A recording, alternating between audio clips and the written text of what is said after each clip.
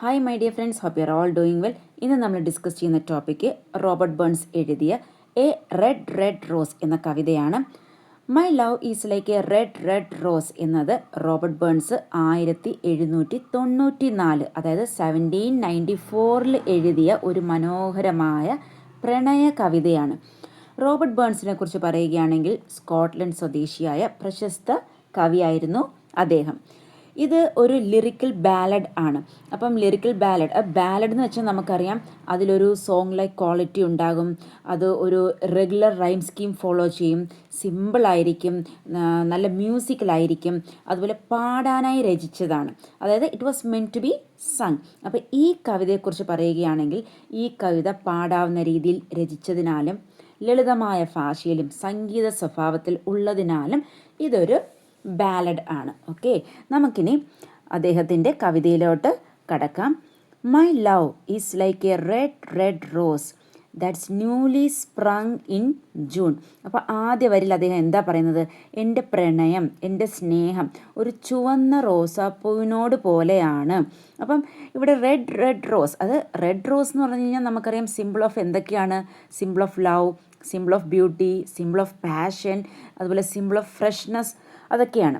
അപ്പം അതുകൊണ്ട് തൻ്റെ സ്നേഹം അത്ര തന്നെ മനോഹരവും ആഴമുള്ളതുമാണ് എന്നാണ് കവി സൂചിപ്പിക്കുന്നത്. അതുപോലെ റെഡ് റെഡ് എന്നിവിടെ റെപ്പിറ്റേഷൻ നമുക്ക് കാണാം. അപ്പോൾ ഈ റെഡ് റെഡ് എന്ന ഷോസ് അല്ലെങ്കിൽ കാണിക്കുന്നത് എന്താണ്? ആ ഇൻറ്റൻസിറ്റി, അതുപോലെ തന്നെ സ്ട്രോങ് ഫീലിംഗ് ആണ്. That's newly sprang in June.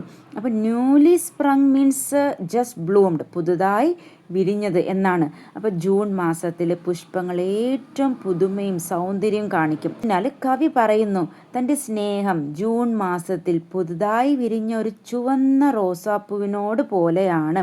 ഫ്രഷാണ്, new ആണ്, ഫുൾ ഓഫ് ലൈഫാണ്, വെരി ബ്യൂട്ടിഫുൾ ആണ് എന്നാണ് കവി വിവരിക്കുന്നത്.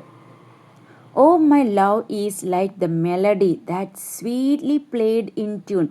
ഓ my love is like the melody. അപ്പോൾ ഈ വരിയിൽ കവി തൻ്റെ സ്നേഹത്തെ ഒരു മധുരമായ സംഗീതത്തോട് താരതമ്യം ചെയ്യുന്നു. അപ്പോൾ സംഗീതം എന്നത് നമുക്കറിയാം മനസ്സിന് സന്തോഷം നൽകും, മനസ്സിന് സമാധാനം നൽകുന്ന ഒന്നാണ്. അപ്പോൾ തൻ്റെ സ്നേഹം ഒരു മധുരമായ സംഗീതം പോലെ മനോഹരവും ഹൃദയസ്പർശിയുമാണ് എന്നാണ് കവി പറയുന്നത്. That's sweetly played in tune. That's ഇവിടെ റെഫർ ചെയ്തിരിക്കുന്ന മെലഡിയാണ്. അപ്പം ഇൻ ട്യൂൺ, അതായത് ശരിയായ സ്വരത്തിൽ, ഒരു ഒത്തുചേരുന്ന രീതിയിൽ, ഒരു പെർഫെക്റ്റ് ഹാർമണിയിൽ. അപ്പോൾ തൻ്റെ സ്നേഹം ശരിയായ സ്വരത്തിൽ മധുരമായി മുഴങ്ങുന്ന സംഗീതം പോലെ സമാധാനവും അതുപോലെ മനോഹരവും ആണ്. So fair art thou my bonnie lass. അപ്പം ഫെയർ എന്ന് വെച്ച് കഴിഞ്ഞാൽ ബ്യൂട്ടിഫുൾ, അതുപോലെ ആർട്ട് എന്ന് പറയുന്നത് ഓൾഡ് ഫോം ഓഫ് ആർ ആണ്, ARE. ഓക്കെ, അപ്പോൾ ഇവിടെ പറയുവാണ് he tells his beloved that she is very beautiful. അതായത് ബോണി എന്ന് വെച്ച് കഴിഞ്ഞാൽ സ്കോട്ടിഷ് ലാംഗ്വേജിൽ പ്രിറ്റി എന്നാണ് അർത്ഥം. അതുപോലെ ലാസ് എന്ന് വെച്ച് കഴിഞ്ഞാൽ ഗേൾ, അപ്പം പ്രിറ്റി ഗേൾ, അപ്പോൾ ബ്യൂട്ടിഫുൾ ഗേൾ. അപ്പം ഇവിടെ കവി എന്താ പറയുന്നത്? You are very beautiful. അപ്പോൾ ഈ വരിയിൽ കവി തൻ്റെ പ്രിയപ്പെട്ടവളെ നേരിട്ട് പ്രശംസിക്കുന്നു. എൻ്റെ സുന്ദരിയായ പെൺകുട്ടി, നീ വളരെ മനോഹരിയാണ്. So deep in love am I. ഞാൻ നിന്നെ അതീവ ആഴത്തിൽ സ്നേഹിക്കുന്നു എന്നാണ് കവി പറയുന്നത്. He loves her very deeply and I will love the still my dear. ഇവിടെ ഒരു പ്രോമിസ് കൊടുക്കുകയാണ്. ഹി വിൽ കണ്ടിന്യൂ ലവിങ് ഹെർ. ഞാൻ നിന്നെ എന്നും സ്നേഹിക്കുന്നു എന്ന് ഒരു വാഗ്ദാനം കവി ഇവിടെ ചെയ്യുകയാണ്. Till the seas gang dry. A means all.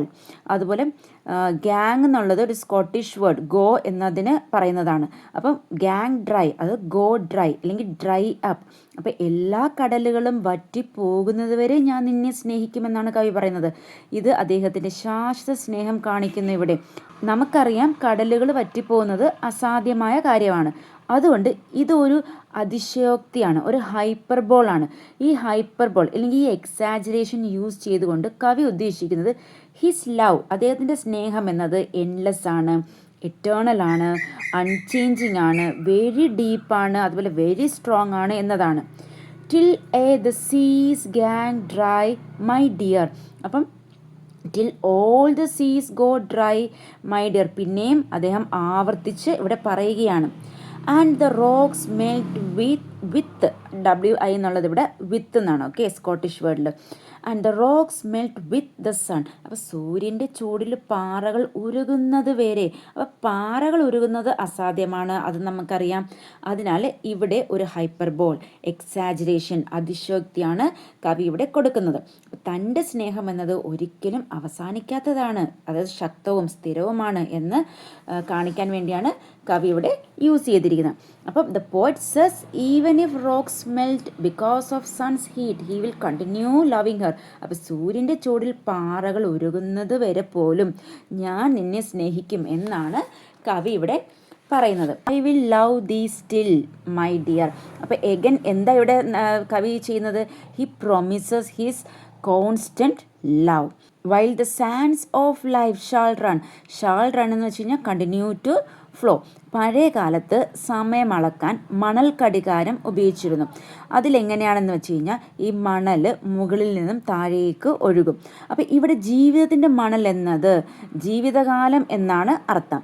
അതായത് ഞാൻ ജീവിക്കുന്ന കാലം, അതായത് ഞാൻ ജീവിക്കുന്ന അത്ര കാലം മുഴുവൻ ഞാൻ നിന്നെ സ്നേഹിക്കുമെന്ന് കവി പറയുകയാണ്. And fare thee weel my only love. അപ്പം ഫെയർ ദി വീൽ അത് old Scottish way of saying good bye അല്ലെങ്കിൽ സെയിങ് ഫെയർവെൽ ആണ്. അപ്പോൾ ഇവിടെ എന്താ കവി പറയുന്നത്? He says good bye to his beloved. അതുപോലെ മൈ ഓൺലി ലവ് എന്നാണ് പറയുന്നത്. അത് she is very special to him. And fare thee weel a while. അപ്പോൾ എ വൈൽ അതായത് ഫോർ എ ഷോർട്ട് ടൈം, കുറച്ച് കാലത്തേക്ക്. അപ്പോൾ ഈ ഒരു വിടപറച്ചിൽ ശാശ്വതമല്ല, താൽക്കാലികമാണ്. അതായത് അവർ വീണ്ടും കാണുമെന്ന പ്രതീക്ഷ ഇവിടെ കൊടുക്കുന്നു കവി. And I will come again my love. അപ്പോൾ ഇവിടെ കവി ഉറപ്പ് നൽകുന്നു ഹി വിൽ റിട്ടേൺ എന്ന്. തോ ഇറ്റ് വേർ 10,000 മൈൽസ്. അപ്പം ഈ 10,000 മൈൽസ് എന്ന് പറയുമ്പോൾ ഒരു വെരി ലോങ് ഡിസ്റ്റൻസ് ആണ്, ഒരു എക്സാക്റ്റ് ആയിട്ട് പറയാനൊക്കാത്ത, നോട്ട് എക്സാക്റ്റ്, ഒരു എക്സാജറേഷനാണ് ഇവിടെ കൊടുത്തിരിക്കുന്നത്. അപ്പോൾ 10,000 മൈൽ ദൂരമായാലും ഞാൻ നിന്നെ കാണാൻ തിരിച്ച് വരും. അപ്പോൾ ഈ എക്സാജറേഷൻ അല്ലെങ്കിൽ ഹൈപ്പർബോൾ എന്താണ് കാണിക്കുന്നത്? അദ്ദേഹത്തിൻ്റെ സ്ട്രോങ് കമ്മിറ്റ്മെൻറ്റ്, അദ്ദേഹത്തിൻ്റെ ഫെയ്ത്ത്ഫുൾനെസ്, അദ്ദേഹത്തിൻ്റെ ഡിറ്റർമിനേഷൻ, അതുപോലെ കവിയുടെ ട്രൂ ലവ് ആണ് കാണിക്കുന്നത്. അപ്പോൾ ചുരുക്കത്തിൽ പറഞ്ഞാൽ distance cannot stop his love. No matter how far he goes he promises to return. ഇനി നമുക്ക് പോയറ്റിക് ഡിവൈസസ് ഒന്ന് നോക്കാം. ഫസ്റ്റ് വൺ നമുക്ക് സിമിലി, അതായത് ഉപമ. അപ്പോൾ ഈ കവിതയിൽ സിമിലി ഉപയോഗിച്ചിട്ടുണ്ട്. സിമിലി എന്ന് പറയുമ്പം it compares two things using like അല്ലെങ്കിൽ ആസ്. അപ്പം ഏതൊക്കെ വരികളാണ് നമുക്ക് നോക്കിക്കഴിഞ്ഞാൽ, oh my love is like a red red rose, oh my love is like the melody. അപ്പോൾ കവി തൻ്റെ സ്നേഹത്തെ ഒരു റോസാപ്പൂവിനോടും ഒരു മധുരമായ സംഗീതത്തോടും താരതമ്യം ചെയ്യുന്നു. അപ്പോൾ ഇവിടെ ഉപമയുണ്ട്, സിമിലിയുണ്ട്, അതുപോലെ ഹൈപ്പർബോൾ അതായത് അതിശയോക്തി. അതായത് ഹൈപ്പർബോൾ എന്ന് പറയുമ്പം എക്സാജറേഷൻ. എന്തിനു വേണ്ടി എക്സാജറേഷൻ ചെയ്യുന്ന? ഒരു സ്ട്രോങ് എഫക്റ്റ് കിട്ടാൻ വേണ്ടി. അപ്പോൾ ഏതൊക്കെ വരികളിലായിരുന്നു? Till all the seas go dry, അതുപോലെ and the rocks melt with the sun. അതുപോലെ തന്നെ ഇതിലുണ്ട് ദൗ ഇറ്റ് വെയർ 10,000 മൈൽ. കടലുകൾ വറ്റുകയും പാറകൾ ഉരുകുകയും ചെയ്യുന്നത് അസാധ്യമാണ്. അതൊക്കെ ഒരു എക്സാജറേഷനാണ്. അതുപോലെ അടുത്തൊരു പോയറ്റിക് ഡിവൈസാണ് ഇമജറി, അതായത് ദൃശ്യാവിഷ്കാരം. അപ്പോൾ ഈ ദൃശ്യാവിഷ്കാരം എന്തിനാണ് യൂസ് ചെയ്യുന്നത്? ഈ ദൃശ്യങ്ങൾ നമ്മുടെ മനസ്സിൽ മനോഹരമായ ചിത്രങ്ങൾ സൃഷ്ടിക്കും. അപ്പോൾ ഇതിനകത്ത് ഏതൊക്കെ ഉണ്ടായിരുന്നു? റെഡ് റോസ് ഉണ്ടായിരുന്നു, മെലഡി ഉണ്ടായിരുന്നു, സീ ഉണ്ടായിരുന്നു, റോക്സ്, അതുപോലെ സാൻഡ്സ് ഓഫ് ലൈഫ്. ഓക്കെ, നാലാമത്തെ ഒരു പോയറ്റിക് ഡിവൈസ് ആണ് റിപ്പിറ്റേഷൻ, അതായത് ആവർത്തനം. അപ്പോൾ റിപ്പീറ്റിംഗ് വേർഡ്സ് എന്തിനു വേണ്ടി? For emphasises. അപ്പോൾ റെഡ് റെഡ് റോസ്, അതുപോലെ റിപ്പിറ്റേഷൻ വേറൊരു ഭാഗത്ത് till all the seas go dry എന്നതുണ്ടായിരുന്നു. ആവർത്തനം ശക്തമായ വികാരവും അതുപോലെ തന്നെ ആഴമുള്ള സ്നേഹവും കാണിക്കും. അടുത്തൊരു പോയറ്റിക് ഡിവൈസാണ് അലിട്രേഷൻ. അലിട്രേഷൻ എന്ന് വെച്ച് കഴിഞ്ഞാൽ repetition of the same starting consonant sound. Okay, അപ്പം ഏതൊക്കെ വരികളിലായിരുന്നു? ലവ് ആൻഡ് ലൈക്ക്, അതിൽ എൽ സൗണ്ട് ആദ്യത്തെ കോൺസണൻറ്റ് സൗണ്ട്, അതുപോലെ റെഡ് റെഡ് ആദ്യത്തെ എന്നുള്ള സൗണ്ട്.